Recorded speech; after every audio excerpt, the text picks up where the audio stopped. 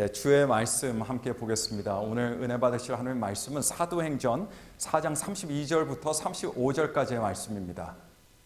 사도행전 4장 32절부터 35절까지의 말씀.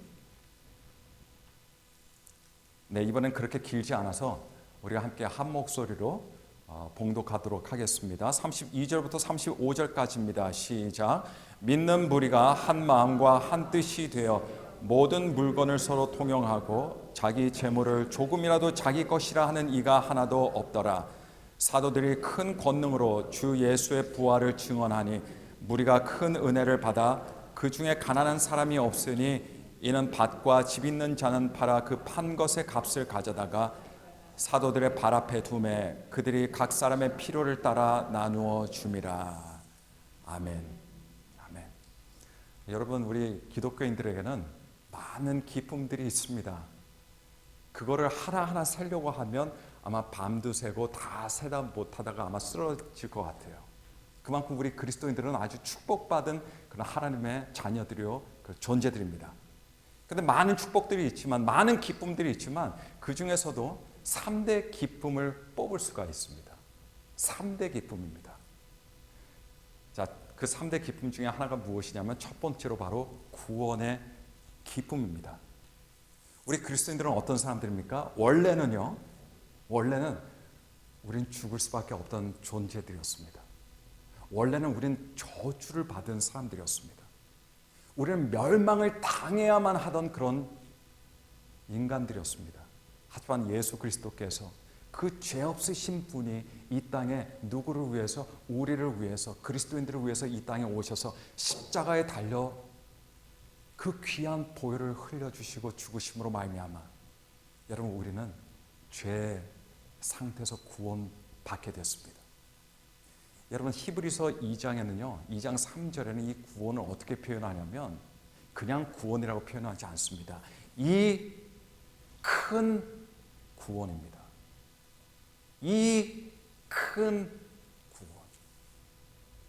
다른 말로 하면 이 놀라운 구원, 이 영광스러운 구원, 그렇게 표현할 수 있습니다. 근데 우리 인간의 언어로 아무리 거기다가 뭘 갖다 붙여도 우리는 제대로 표현할 수 없습니다. 그게 바로 우리의 구원입니다. 그렇기 때문에 여러분, 이 세상에 하나부터 10까지 되는 일이 없다 할지라도 우리는 기쁨으로 살아갈 수 있습니다. 왜냐하면 이 구원의 기쁨보다 큰 기쁨은 없기 때문입니다. 항상 이 기쁨을 누리시면서 살아가시는 저와 여러분들이 되시기를 예수 그리스도 이름으로 축원합니다. 자, 첫 번째가 구원의 기쁨이었다면 제 2대 기쁨, 두 번째 기쁨입니다. 두 번째 기쁨은요, 삶의 기쁨인데 어떤 삶의 기쁨이냐면 거룩한 삶의 기쁨입니다. 거룩한 삶의 기쁨이에요. 여러분, 한번 상상해 보시기 바랍니다. 굉장히 오랫동안 감옥에 수감되어 있던 사람이 나왔어요. 굉장히 기쁘겠죠. 너무너무 오랫동안 그렇게 바라고 그렇게 간절히 구하던 소망이 이루어진 겁니다. 그런데 여러분, 거기서 문제가 다 끝나는 게 아니에요. 거기서 새로운 문제가 일어나기 시작합니다. 감옥 바깥으로 나온, 유치장에서 나온 그 사람이, 감옥소에서 나온 그 사람이 이제는 어떻게 살지? 어떤 모양으로 살아가야 되지? 이거 현실적인 문제입니다. 그래서 여러분, 실제로 감옥에 갔다 나온 사람들은요, 적응하지 못해서 다시 들어가고 싶어하는 사람들이 꽤 있다는 통계는 우리 모두가 잘 알고 있습니다. 여러분, 영어로 이 표현을 하면요, So what now? So what now? 구원받았어요. 너무 감사합니다. 하지만 지금부터는 어떻게 해야 됩니까? 근데 하나님의 축복은요, 구원으로 끝나지 않습니다. 멸망에서 우리를 구원하시는 것으로 끝나지 않아요. 그것보다 더 나갑니다.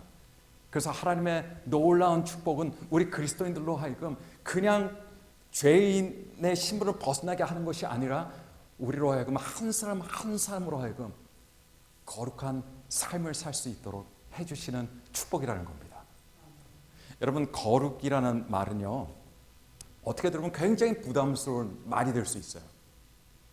근데 언제 부담스러운 말이 되냐면 우리가 인간적인 발상, 생각의 발상을 가지고 있을 때는 이 거룩이라는 거, no thank you. 하지만 우리가 믿음의 발상, 하나님의 말씀에 근거한 발상을 하면 여러분 거룩보다 더 귀한 축복은 또 없다는 걸 우리가 알아야 됩니다. 거룩은 여러분 축복입니다. 거룩은 특권입니다. 거룩은 우리 그리스도인들이 마땅히 가지고 있어야 될 꿈이에요. 바라보는 꿈입니다. 이것이 거룩이에요. 아직 좀 이해가 안 되시는 것 같은 표정으로 계신 분들이 몇 분 계실 수 있어요. 네, 여러분 예를 들겠습니다.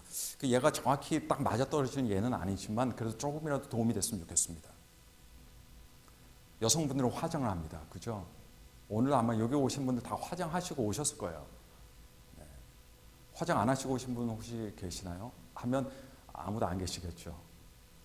근데 여러분 화장하는 게 보통 수고스러운 일이 아니에요. 그죠? 그래서 제가 여자분들이 화장하는 걸 보면서 제가 하나님께 올려드린 기도 중에 하나는 하나님 여자로 안 태어나게 해서 감사합니다. 그래서 여성분들은 종종 이렇게 약속 시간 늦을 수 있는데 그 남자들은 특별히 이해해 줘야 돼요. 왜냐면 남자는 화장 안 하잖아요. 뭐 짧은 머리 뭐 대충 해서 나와도 되는데 네. 화장은 시간도 걸리고 굉장히 수고스럽고 사실 부담스러울 수 있어요. 하지만 그렇다고 화장을 싫어하거나 안 하는 사람들은 일반적으로 거의 없을 겁니다. 오히려 화장을 안 하면요 절대로 문 바깥에 한 발자국도 나가지 않는 분들도 계시다고 하는 거예요. 그래서 즐거움으로 화장합니다. 왜냐하면 화장하는 수고스러움과 부담이 있지만은 그러나 예뻐 보이고 예뻐지려고 하는 이 기쁨을 능가할 수는 없어요. 그 부담이 절대로. 그래서 시간이 오래 걸려도 특별히 더 신경 쓰는 것은 더 시간을 들여서 화장을 하게 됩니다. 정확히 거룩이라는 것이 이거에 들어맞지는 않지만 근데 거룩에도요 수고스러움이 있는 건 사실이에요. 자동으로 이루어지는 건 아니거든요. 수고스러움이 있어요. 조금은 부담이 될 수도 있습니다. 하지만 여러분 그거 아십니까? 거룩은 그리스도인들을 빛나게 합니다. 거룩은요 그리스도인들을 아름답게 합니다. 그리고 거룩이라는 것은 그리스도인들 능력 있게 합니다. 능력 있는 삶을 살 수 있게 해줘요. 더 중요한 건 무엇이냐? 거룩이라는 것은요 하나님께서 기뻐하신다는 거예요. 하나님께서 기뻐하십니다.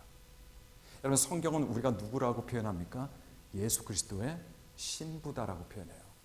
저는 신부하면 딱 떠오르는 것이 웨딩드레스와 그리고 화장이에요. 그날만큼 더 예쁘게 치장하고 화장합니다. 우리 그리스도인들에게 있어서요 어떻게 하면 더 순수하고 아름다운 신부로 준비되냐 굉장히 중요한 질문인데 이 답변은 뭐냐면요 우리가 얼굴 꾸민다고 되는 게 아니라 그건 바로 거룩에 있는 겁니다. 거룩에 있는 거예요. 그래서 구원받은 축복 이후에 또 누리게 되는 것이 거룩의 축복이에요. 그래서 우리가 하나님 앞에 더 아름다운 신부로 세워진다는 겁니다. 이게 2대 기쁨이에요.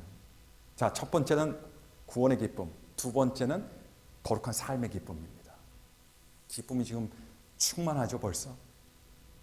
자, 세 번째 기쁨 말씀드립니다. 세 번째 기쁨은 사명의 기쁨입니다. 사명의 기쁨. 여러분 이 사명의 기쁨도요 사명하면 그것도 굉장히 부담스러운 말이 될 수 있어요. 하지만 아까 좀 전에 제가 말씀드렸듯이 그건 우리 인간적인 생각의 발상이 있을 때는 사명이 싫어요. 사명이 너무 부담스러워요. 거북할 수 있습니다.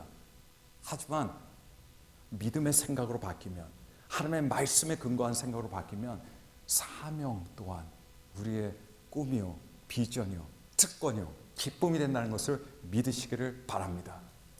감히 나 같은 죄인이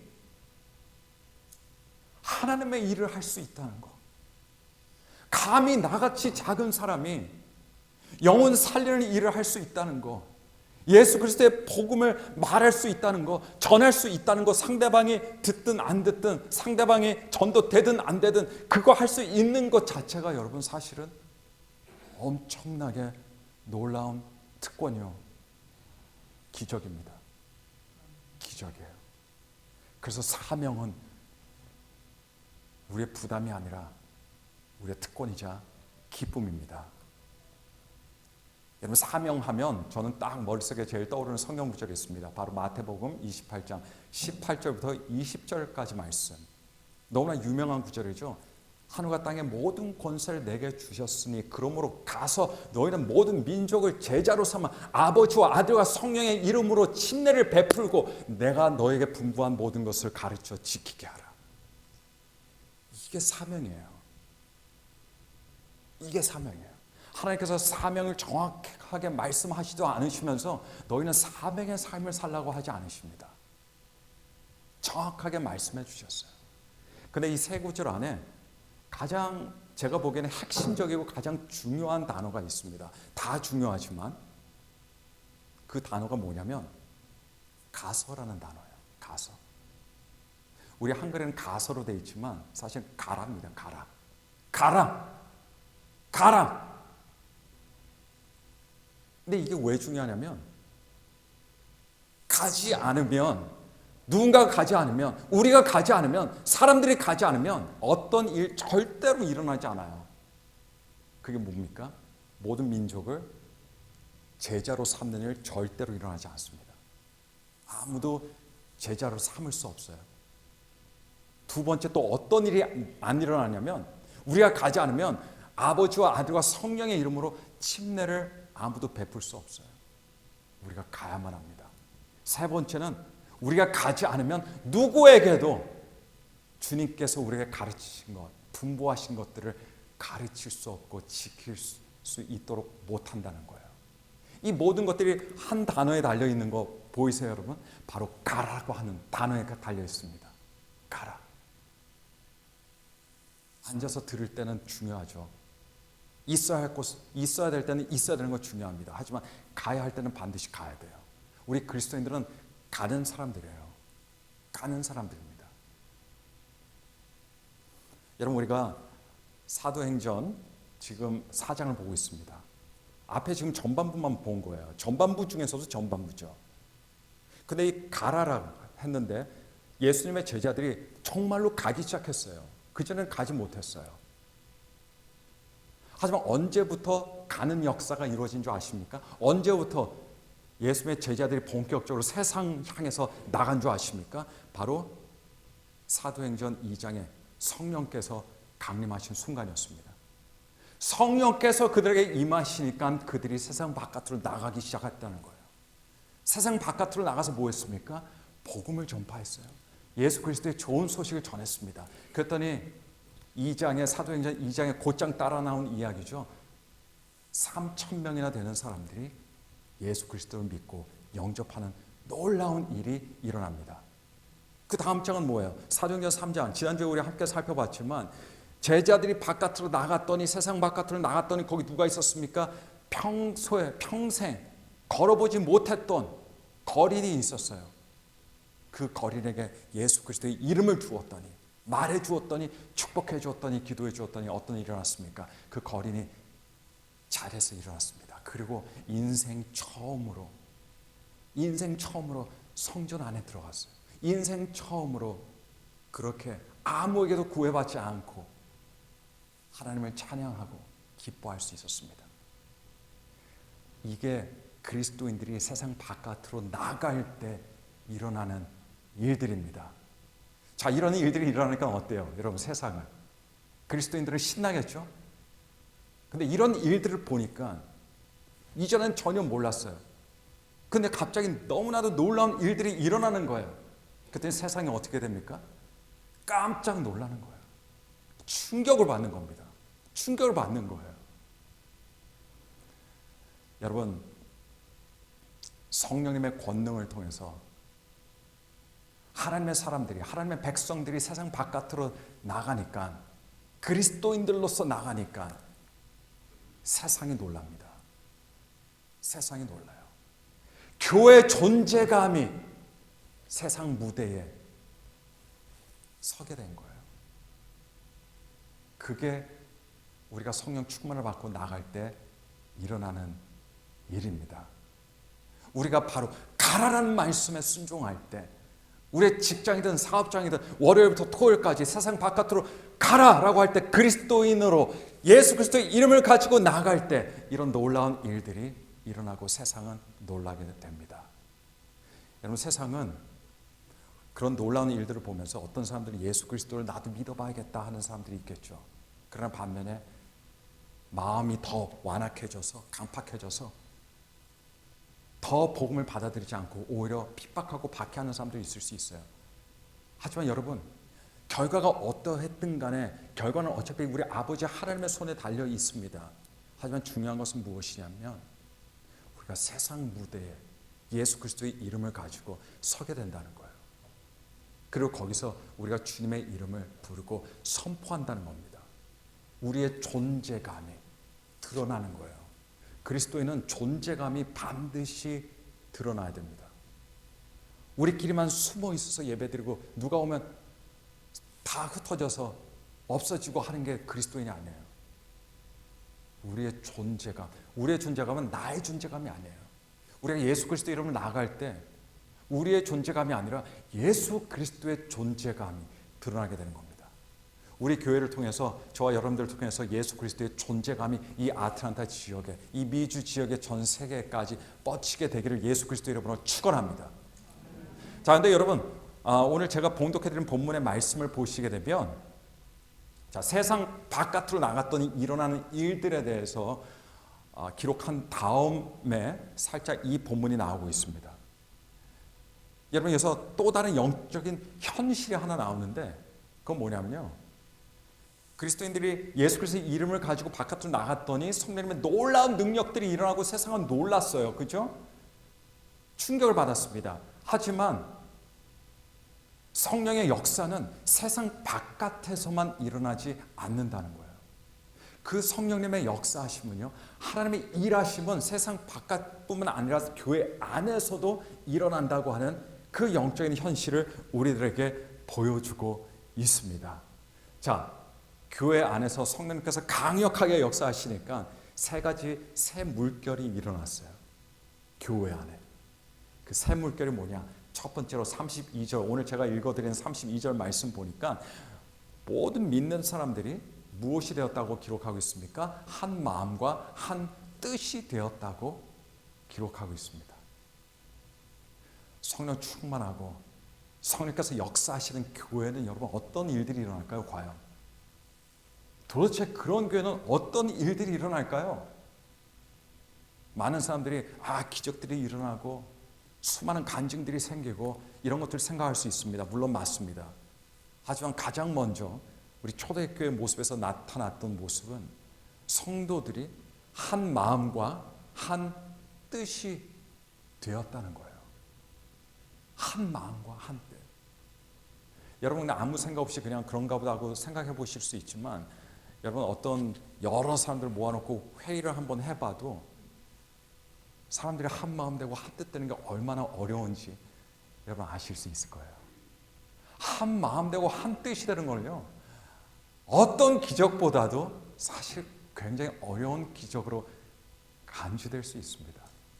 그만큼 한 마음 되고 한 뜻 되는 것은 쉬운 일입니까? 쉽지 않아요. 어렵습니다. 부부 2명만 있는 부부 사이에서도 한 마음 되고 한 뜻 되는 거 쉽지 않아요. 그래서 부부싸움이 일어나는 거 아니겠습니까? 부부뿐만이 아니라 자녀들까지 해서 한 가정 안에서 한 마음 한 뜻 되는 거 쉽지 않아요. 그런 것들이 자동적으로 절대 되지 않습니다. 자동으로 되지 않아요. 하지만 성령 충만하고 성령님의 다스림을 받는 곳에 성령께서는 온 성도들 마음을 모아주십니다. 고린도전서 12장 13절을 보시면 우리가 유대인이나 헬라인이나 종이나 자유자나 다 한 성령으로 침례를 받았다고 되어 있습니다. 그래서 한 몸이 되었다고 기록해요. 그래서 다 한 성령을 마셨느니라 이렇게 기록하고 있어요. 여기서 뭐냐면 한이라는 게 굉장히 중요한 포인트입니다. 한. 성령님이 두 성령님이 아니에요. 세 성령님이 아니에요. 성령님은 한 분이십니다. 제 안에서 일하시고 제 안에서 말씀하시고 제 안에서 역사하시는 그 성령님, 여러분들 안에서도 일하시죠. 말씀하시죠. 그분이 한 분이시라는 거예요. 제 안에 있는 성령님과 여러분 안에 계신 성령님이 다르지 않다는 얘기예요. 같은 한 성령님입니다. 그렇기 때문에 우리가 모여서 한 몸이 될 수 있는 겁니다. 에베소서 4장 4절에 보시면 몸이 하나요 성령이 하나이니 이와 같이 너희가 부르심의 한 소망 안에서 부르심을 얻었느니라 되어 있습니다. 조금 말이 복잡한데 한마디로 뭐냐면요, 예수 그리스도 안에서 교회는 한 부르심을 얻었다는 거예요. 이 말은 뭐냐면 제 부르심이나 여러분들의 부르심이나 똑같다는 이야기입니다. 다르지 않아요. 왜냐하면 한 분이 주신 부르심이기 때문에 그래요. 우리가 교회가 집중하고 초점을 맞춰야 되는 건요, 우리가 하나님께 받은, 성령님께 받은 그 부르심이에요. 왜냐하면 그 부르심은 같거든요. 근데 우리가 이 부르심에 집중하지 않고 이 부르심을 간과하고 이 부르심에 초점을 맞추지 않으면 어떻게 되면 우리의 생각들이 다 달라집니다. 왜냐하면 우리 경험들도 다 다르죠. 주관들이 다 다르죠. 고집들이 다 다르죠. 모든 것들이 다 달라요. 이렇게 다 너무나도 다른 사람들이 모여 있는데 어떻게 하나 될 수 있습니까? 하지만 우리가 다 같은 한 부르심에 집중하면 우리는 한 마음 한 뜻으로 함께 앞으로 나가고 전진할 수 있게 되는 겁니다. 교회는요, 한 마음 한 뜻이 바로 축복을 받는 비결이에요. 나 혼자 잘한다고 되는 일이 아닙니다. 다른 사람은 잘 따라와 주지 못한다 할지라도 한 마음 한 뜻을 위해서 이해해주고 양보해주고 용서해주고 그러면서 같이 가는 거예요. 이게 교회가 축복받는 비결이에요. 누구 한 사람만 축복받는 게 아닙니다. 교회는 같이 축복을 받는 거예요. 왜냐? 교회는 공동 운명체이기 때문에 그래요. 군대에서 누가 잘못하잖아요? 한 사람이 잘못하잖아요? 그럼 전체 있는 사람이 똑같이 기합을 받습니다. 마찬가지입니다. 우리는 공동 운명체예요. 비록 많은 것들이 다를지라도 심지어 은사들까지 다 달라요. 그럼에도 불구하고 우리가 하나 될 수 있고 우리가 끊임없이 앞으로 전진하며 나갈 수 있는 이유는 우리에게는 한 부르심이 있기 때문입니다. 우리의 차이점이 점점 커지고 그 차이점들 때문에 괜히 상심이 되고 낙심이 되고 슬퍼지고 그럴 때 그걸 극복할 수 있는 비결은 우리가 똑같이 공유하고 있는 같은 소망의 부르심에 집중하는 거예요. 우리는 같은 목표를 갖고 있습니다. 같은 목적지를 갖고 있어요. 저는 최종 목적지가 하나님 나라입니다. 여러분들은 다르신가요? 다 같으시잖아요. 그죠? 저의 최종 목적은 뭐냐면 하나님께 영광 돌리는 일이에요. 여러분들은 다르십니까? 아니요. 여러분들 같으세요. 다 주 예수 그리스도 이름으로 부름받은 사람들은 다 같습니다. 그래서 우리는 이 부르심, 하나님의 영광, 하나님의 나라 위해서 이걸 위해서라면 우리 다른 작은 것들은 포기할 수도 있어야 돼요. 버릴 수 있어야 돼요. 양보할 수도 있어야 돼요. 이해할 수도 있어야 됩니다. 그래야만 우리가 하나 되는 놀라운 축복이 이루어집니다. 우리가 하나가 되면요, 놀라운 힘을 발휘해요. 성령님의 놀라운 능력이 그 안에서 역사하시게 됩니다. 그런 역사심이 우리에게 날마다 있기를 간절히 축복합니다. 자, 두 번째로 같은 구절입니다. 32절에 보니까 자, 어떤 샘물결이 일어나냐, 성령께서 역사하시니까 그 교회에 어떤 현상이 일어났는데 그 현상을 보니까 모든 성도들이 물건을 서로 통용했다고 되어 있습니다. 서로 통용했다. 다시 말씀드리면 자기의 재산을 다른 사람들과 함께 나눴다는 겁니다. 나눴다는 거예요. 자, 여러분 여기서 한 가지 오해하지 마셔야 될 것은 성경은 어떤 공산주의 사상을 지지하는 게 아닙니다. 공산주의 사상을 지지하는 게 아니에요. 성경은 언제나 사유재산을 인정해 왔습니다. 그렇죠? 네. 성경하고 공산주의하고는 상관이 없어요. 어떤 분들은 이 본문을 보시면서 공산주의가 가장 기독교적인 어떤 그런 사회 제도가 아니겠느냐, 정치 제도가 아니겠느냐, 경제 원리가 돼야 되지 않겠느냐 이렇게 생각하시는 분들 계시겠지만 지금 여기서는 공산주의를 이야기하는 게 아니에요. 여기서 이야기하는 건 뭔지 아십니까? 초대교회는 공산주의였다는 걸 말하는 게 아니라 초대교회는 영적인 가족 공동체였다는 걸 말해주는 거예요. 가족이기 때문에 서로 나누는 겁니다. 가족이기 때문에 서로 통용하는 거예요.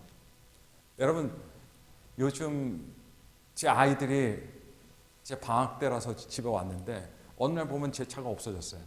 이거 어디 갔지? 근데 제가 아이고 차 도둑 맞았구나 생각하지 않습니다. 우리 애들이 타고 갔구나. 근데 지나가는 어떤 낯선 사람이 제 차를 몰고 갔다고 쳐요. 그럼 그건 도둑이죠. 그럼 제가 경찰에 신고하겠죠. 여러분 누구와 물건을 통용할 수 있어요? 누구와 재산을 나눌 수 있습니까? 가족이에요. 가족이에요. 오늘 이 모습은 초대교회 모습은 초대교회 공동체가 영적인 가족 공동체였다는 것을 우리들에게 말해주고 있습니다. 자, 가족 공동체라 하면 우리 교회에서는 누가 있냐? 아버지가 계십니다. 가족이니까. 그죠?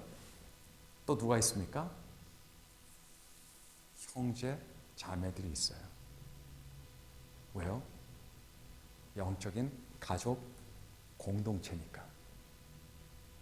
여러분 오늘날 특별히 코로나 이후에 더 이런 현상이 심해졌는데 많은 분들이 온라인 예배를 드리시게 되면서 계속해서 이 온라인 예배 계속해서 남아 계시는 분들 많이 계세요. 그러나 저는 온라인 예배를 그렇게 추천하지 않습니다. 어쩔 수 없는 상황 때문에 온라인 예배 드릴 수도 있죠. 하지만 온라인 예배를 저는 추천하지 않아요. 왜냐하면 온라인 예배만 드리다 보면요, 그 분에게는 하나님 아버지는 계실지 몰라도 주변을 보게 되면 누가 없어요? 형제 자매가 없어요. 컴퓨터만 있어요. 하나님과 컴퓨터. 그러나 이게 교회 모습입니까? 교회 모습이 될 수 없어요. 하나님께서 의도하신 교회는 아버지가 계십니다. 하나님이세요. 하나님께서 의도하신 교회는 아버지뿐만 계시는 게 아니라 형제 자매들이 함께 있는 겁니다. 이게 가족 공동체예요. 수많은 사람들이 편안하게 신앙생활을 하려고 예배만 왔다 갔다 하시는 분들 많이 계세요. 그런 분들은 어떻게 되냐면 하나님 아버지는 계세요. 그런데 그분들은 형제 자매가 없어요. 여러분 예수님께서 우리에게 분명히 말씀하셨죠. 이 세상에 가장 큰 두 계명이 뭐라고 말씀하셨습니까? 하나는 하나님을 사랑하고 두 번째는 이웃을 사랑하라. 근데 하나님을 사랑하든지 이웃을 사랑하든지 사람들이 이렇게 받아들이면 안 돼요. 양자택이라는 게 아니에요. 두 가지 다예요. 하나님, 사랑하는 하나님이 있어야 되고 사랑하는 이웃들이 있어야 됩니다. 그래야 건강한 그리스도인, 건강한 교회 공동체가 될 수 있는 거예요. 성도에게는 날개가 있습니다. 두 날개가 있어요. 물론 여러분 새가 날지 못해도 새는 새로 될 수 있어요. 닭이 여러분 날지 못해도 새입니다. 그죠? 네. 거위 같은 것도 날지 못하지만 새예요. 하지만 날지 못하는 새는 창공을 모릅니다. 하늘을 몰라요. 땅밖에 몰라요. 하나님께서는 우리들에게 두 날개를 주셨습니다. 하나는 하나님, 다른 하나는 형제자매입니다. 성도에게 이 두 날개가 있을 때 성도는 하늘을 비상하고 창공을 나를 수 있다라고 하는 사실을 기억하시기를 바랍니다. 오늘날 한국 교회 딱 생각하면 가장 먼저 생각나는 것들 중에 하나가 뭐냐면 바로 직분들이에요. 장로님, 안수 집사님, 서리 집사님, 권사님 이런 직분들. 그래 교회 가면 이런 직분들로 같이 부르고 같이 이야기를 하죠. 네, 직분들 중요합니다. 그러나 여러분, 이상적인 교회는 직분들이 당연히 있지만 이상적인 교회는 뭐가 있을까요? 형제, 자매들이 있어야 이상적인 교회가 될 수 있어요. 온통 직분들은 있는데 많은데 정말 우리가 생각하는 형제들, 자매들이 없다고 하면 그것이 여러분 이상적인 교회가 될 수 있겠습니까? 될 수가 없어요. 직분도 중요하지만 직분보다 더 중요한 것은 무엇이냐라고 할 때 그것은 바로 서로 함께 있는 형제와 자매들입니다. 형제 자매보다 더 중요한 건 없어요. 직분은 교회 사역을 위해서 존재합니다. 섬기기 위해서 존재해요. 하지만 직분이 없어도 교회는 존재할 수 있어요. 하지만 형제 자매가 없으면 여러분 교회가 존재할 수 있습니까? 형제 자매가 없는데 교회가 존재하는 의미가 있습니까? 없다는 이야기예요. 그래서 직분보다 더 중요한 것은 형제와 자매됨입니다. 형제와 자매됨이에요. 교회 생활을 하다 보면 갈등이 있을 수 있습니다. 불만이 생길 수도 있어요. 뭐든지 다 있을 수 있어요. 사람들이 모인 곳이니까. 어느 한 집사님 때문에 실족할 수도 있어요. 근데 그 사람이 단순히 상대방이 집사님이라고 한다면 그 사람 용서하기가 어려울 수 있어요. 그래서 용서가 안 될 수도 있습니다. 하지만 그 사람이 집사가 되기 이전에 나의 형제요 자매라고 한다면 용서가 될까요? 안 될까요? 용서가 되는 거예요. 어느 한 집사님에게 좋은 일이 생겼습니다. 경사예요. 근데 그냥 그분이 그냥 집사님, 교회 집사님이라고 한다면 그냥 그분만 기쁜 거예요. 내가 굳이 기뻐할 필요는 없어요. 여러분들이 기뻐할 필요 없어요. 근데 그분이 집사이기 전에 여러분들의 형제자, 여러분들의 자매라고 한다면 그 기쁨 배가 됩니다. 그 기쁨 같이 나눌 수가 있어요.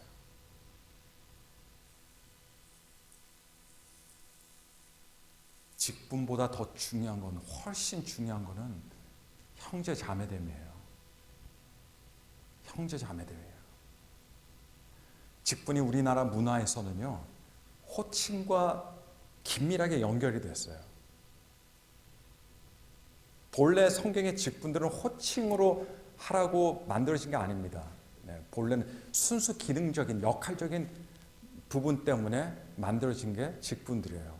하지만 우리 한국 교회는 직분하고 호칭이 아주 긴밀하게 연결되어 있어요. 근데 그러다 보니까 형제 자매 된다고 하는 더 중요한 진리가 희석이 되어버리고 말았습니다. 여러분 진짜 우리가 복음으로 들어가면, 우리가 정말 복음 안에 있으면 내가 어떤 직분의 타이틀로 불림을 받는 것보다 다른 사람이 나를 진짜 형제로 자매로 여겨주는 것이 더 기쁘고 훨씬 감사한 일입니다. 타이틀은 많아서 뭐 집사님, 장로님, 권사님 주변에 부를 사람 많아요. 하지만 진짜 우리 교회 안에서 내 형제로, 내 자매가 될 수 있는 사람 몇 명 있습니까?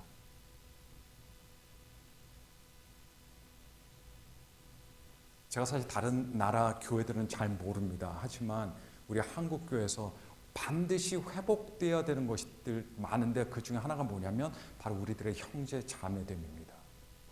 형제 자매됨이에요. 그래야 우리가 화목할 수 있고 화평할 수 있고 주의 귀한 사역을 함께 같이 연합해서 이룰 수 있습니다. 예배조차도 우리 형제 자매됨 없이 예배 드리는 건 의미가 별로 없어요. 우리가 함께 나왔다는 것은 직분자들로 나온 게 아닙니다. 형제 자매가 모여 연합하기 위해 모이는 거예요. 예전에 여러분 저희 어머니께서 여기 계시지만 예전에 저희 어머니께서 이런 말씀을 하셨어요. 예전에 나중에 우리 죽고 나면 너희 꼭 가족들 같이 무덤에 와라.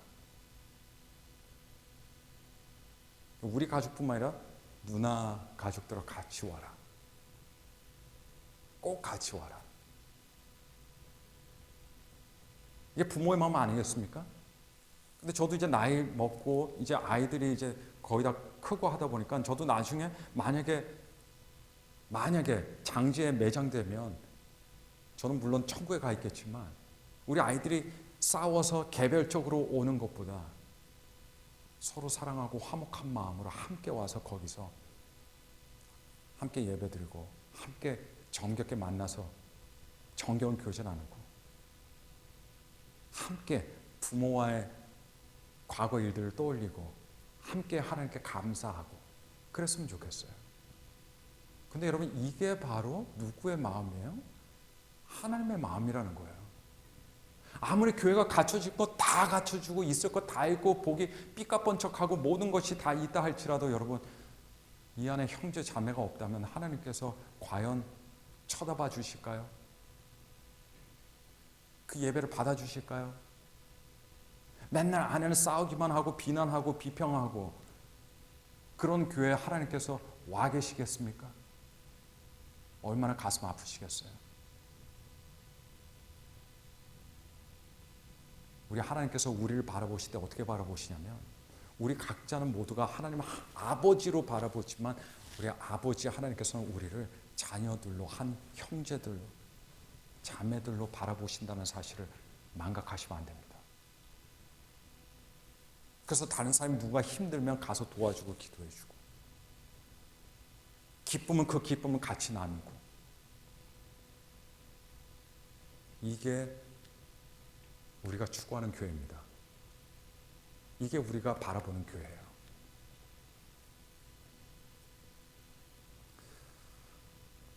형제됨과 자매됨이 회복되는 게 없이 그 교회 공동체가 절대로 세워지지 않습니다. 그리고 형제됨, 자매됨이 없는 교회는 누구에게도 큰 유익이 되지 않아요. 사람들이 다 많이 오는데 아버지 하나님만 바라보고 형제 자매는 전혀 쳐다보지도 않는 그런 공동체는 그 공동체 과연 존재 가치 자체가 있을지 모르겠습니다. 우리는 하나님 아버지가 계시고 우리에게는 형제 자매들이 있다는 것을 꼭 기억하시기 바랍니다. 옆에만 둘러보면 보이잖아요. 더군다나 우리 교회 지금 이제 2개월 됐는데 그렇게 많지도 않아요. 그러니까 더 좋아요. 성들이 너무 많으면 이 형제 자매됨 느끼는 건 더 어려워져요. 저희 교회 시작하기 전에 어느 한 분하고 형제님하고 같이 커피를 마시면서 이런 이야기를 했습니다. 와, 우리 교회 우리 뭐 다른 교회들 뭐 많이 직분들로 호칭을 부르지만 우리 한번 형제 자매라는 호칭을 살려보자. 그러자. 그래서 제가 계속해서 때를 기다리고 있었어요. 언제 그걸 여기 계신 분들에게 한번 제안을 할까? 물론 여러분 저 압니다. 저도 이제 그런 문화에서 자랐기 때문에 너무 오랫동안 우리는 직분 문화, 직분 호칭에 너무 길들여져 있기 때문에 직분이 아닌 형제, 자매님이라고 하면 굉장히 어색할 수 있어요. 하지만 우리가 노력해 볼 만한 가치가 충분히 있다고 생각합니다. 하지만 또 그런 문화에서 자랐던 분들도 우리가 똑같이 우리 배려하고 리스펙해야 된다고 생각해요. 그래서 연세 드신 분들은 특별히 너무 오랫동안 그런 문화 속에 계셔온 걸 잘 알기 때문에 연세 드신 분들은 뭐 집사님, 장로님, 권사님 이렇게 호칭을 해드린다 할지라도, 그래서 적어도 그 젊은 사람들은 때부터는 형제님 자매님이라고 부르면 그게 참 좋을 것 같아요. 그래서 제가 제 나이가 50대이기 때문에 한 제 50대까지는 형제님 자매님으로 하고, 그 이상 되시는 분들은 우리가 직분 그대로 불러서 집사님, 장로님, 권사님 해도 되겠다는 생각이 듭니다. 하지만 저희가 룰로 정하는 건 아니지만 그렇게 하는 데는 충분한 가치가 있고 이유가 있다는 걸 아시고 우리 함께 한번 노력해 주시면 감사하겠습니다. 네, 그래서 우리 정말 형제 되는 것, 자매 되는 것, 우리가 다 달라요. 압니다. 서로 친해지기도 힘들 수도 있어요. 그래도 여러분, 우리 한 형제다, 자매다라는 마음으로 우리가 함께 신앙생활하면 우리 이전에 경험하지 못했던 놀라운 큰 축복들과 기쁨들이 있게 될 줄로 믿습니다. 자, 세 번째로 오늘 말씀에 나타나는 초대교회의 특성은요, 마지막입니다. 사도들이 예수님의 부활의 말씀을 끊임없이 선포했다는 거예요. 끊임없이 선포했다는 거예요. 교회는 우리가 생각하는 사람의 이론으로 세워지고 운영되는 게 아니에요. 인간의 상식으로만 교회가 운영되고 목회 활동이 이루어지고 사역이 이루어지는 게 아니에요. 만약에 그렇게 되면 그 교회는 하나님의 교회가 아니라 인간의 교회가 되어버리고 맙니다. 근데 교회가 세워지는 그 기반은 반드시 하나님의 말씀이 되어야만 합니다. 아무리 내 경험이 맞는 것 같고 내 지식이 맞는 것 같고 내 느낌이 맞는 것 같다 할지라도, 하지만 우리 교회의 기반은 반드시 사람이 아니라 하나님의 말씀이 되어야 됩니다. 그런데 하나님의 말씀 중에서도 특별히 초대교회 때 굉장히 강조되던 것이 무엇이었냐? 예수님의 부활에 대한 메시지였습니다. 그렇기 때문에 기독교 신앙을 흔히들 어떻게 말합니까? 부활 신앙이라고도 그렇게 부릅니다. 오늘날 교회에서는요, 세상 삶에 대한 어떤 초점이 있는 설교들을 많이 요구하고 있어요. 그래서 좀 현실적인 사회 문제들, 사람들의 생활의 문제들을 직접 태클하면서 그런 설교를 해야 될 필요성은 분명히 있습니다. 그래서 저도 그런 것들을 하려고 많이 노력하고 있어요. 근데 여러분, 초대교회에서 선포되었던 메시지의 중심에는 항상 무엇이 있었냐면 예수님의 부활의 메시지가 있었다는 걸 우리는 기억해야 됩니다. 이 성도들은 부활의 메시지로 격려를 얻고 용기를 얻었습니다. 부활의 메시지 안에서 자기 갈 길을 찾아서 갔어요. 이게 바로 초대교회였습니다. 왜냐하면 부활의 메시지를 통해서 초대교회 사람들은 자기 현실들 너머에 있는 더 큰 그림을 볼 수 있었기 때문에요. 우리 안목이 작아지면 지금 우리 문제밖에 보이지 않습니다. 그리고 우리 문제밖에 보이지 않으면 그냥 모든 것이 그냥 암울해질 뿐이에요. 어두워질 뿐이에요. 소망이 없습니다. 하지만 우리가 부활의 관점, 부활의 메시지를 가슴으로 깊이 받아들이고 우리가 그 부활의 메시지를 고백하며 나가면요, 우리의 보는 안목이 훨씬 커진다는 거예요. 그래서 눈에 보이진 않지만 하나님이 보이게 돼요. 예전에는 문제만 보였는데, 그리고 하나님의 절대 주권이 보이게 돼요. 왜냐하면 부활의 능력이 하나님께 있기 때문에. 그리고 그 부활의 메시지를 통해서 무슨 꿈을 꾸게 됩니까? 이 현실에서 잘 된다, 번영한다 이런 게 아니라 저 영원한 하나님 나라의 꿈을 갖게 되는 거예요. 부활의 메시지를 통해서.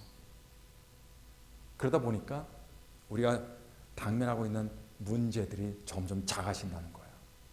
그런 가운데서 성령께서 그 문제들을 해결해 줄 수 있도록, 아니면 해결이 안 되더라도 그것들을 극복할 수 있도록, 아니면 그것들을 통해서 성도들 단련하고 오히려 좋은 기회, 훈련의 기회, 양육의 기회를 삼을 수 있는 어떤 교육 자료로 사용하시게 된다는 겁니다. 초대교회 성도들은 이 땅에서 단순히 평안하고 잘되고 문제들을 해결하고 형통한 삶만을 원했던 사람들이 아니에요.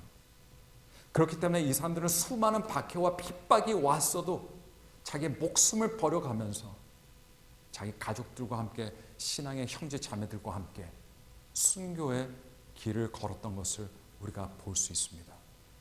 교회는 부활 소망이 너무너무 중요합니다. 부활의 메시지가 다시 살아나야 됩니다. 우리는 부활의 신앙으로 돌아가야 됩니다. 그럴 때 정말 우리의 소망은 이 땅에 있는 것이 아니라 하늘에 있다는 것을 우리는 보게 되고 우리는 제대로 성령님의 인도함을 받으며 살아갈 수 있게 됩니다. 여러분 요약해 드리겠습니다. 성령님의 역사하심이 세상 바깥뿐만 아니라 우리 교회 안에서도 강력하게 역사하시는데 그 강력하게 역사하시는 성령님 보니까 이 교회 샘물결이 세 가지로 일어났다는 이야기죠. 하나는 모든 사람들이 예수 그리스도를 중심으로 한 마음 한 뜻이 되었습니다. 두 번째는 예전엔 남이었던 사람들이 예수 그리스도 안에서 누가 됐습니까? 함께 형제 자매가 됐습니다. 세 번째는 마지막으로 이들은 항상 부활의 말씀, 부활의 메시지를 절대로 포기하지 않았습니다.